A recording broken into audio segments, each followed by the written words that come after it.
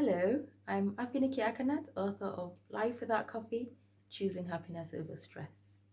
Today, I'll be talking about phones and technology. Thank you for joining me again today for this. It's been lovely to hear from you, those that send emails and comments. Today, we'll be reading from page 98 of Life Without Coffee. I heard a famous man say some years ago that he gives his personal phone number out freely to anyone that wants it.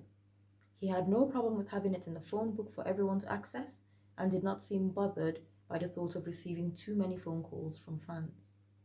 I was quite surprised because I would never have imagined doing that. He then explained that he is not ruled by his phone and would only answer a call if he had the time. He said that if someone really needed him when he was not able to answer, they would leave a message and he would call back at a convenient time. It really made me rethink my attitude towards my phone. Many of us use mobile phones and are practically attached to them, especially if we have smartphones that receive emails directly.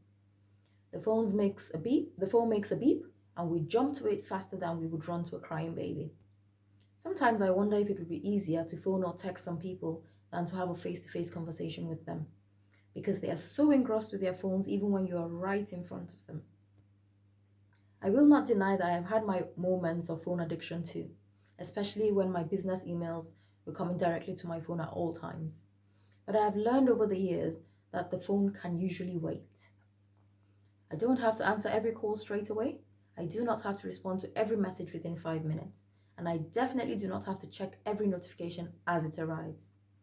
Thankfully, the phones are able to save the information for us for later, so we can actually choose to look at it later or choose to be rude and reply a text while someone is talking to us.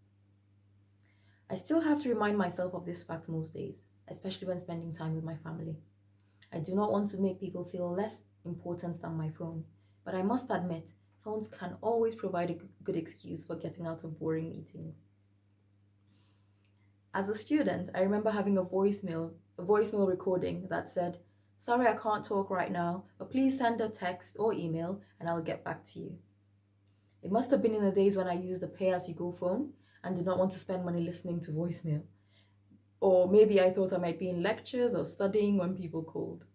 It sounded like the perfect voicemail message to me until my father left a message one day that said, "It's Daddy, call me back. I do not want to text or email."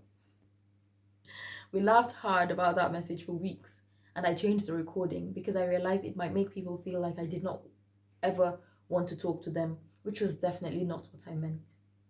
Talking is good, but too much of anything is not good, especially if you find that it often distracts you from doing other important things.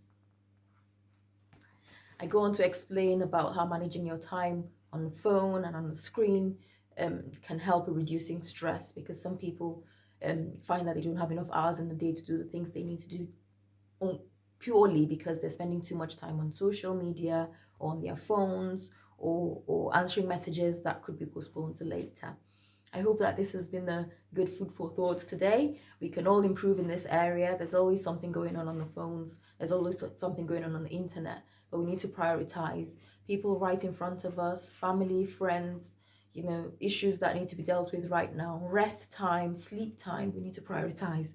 We don't always have to answer our phone straight away. We don't always have to jump at every message that comes on the phone. Yes, it's rude to not reply people's messages, but it doesn't mean you have to do it straight away there and then. I hope that you'll send me your comments and let me know your thoughts. As always, please stay safe, stay strong, stay connected.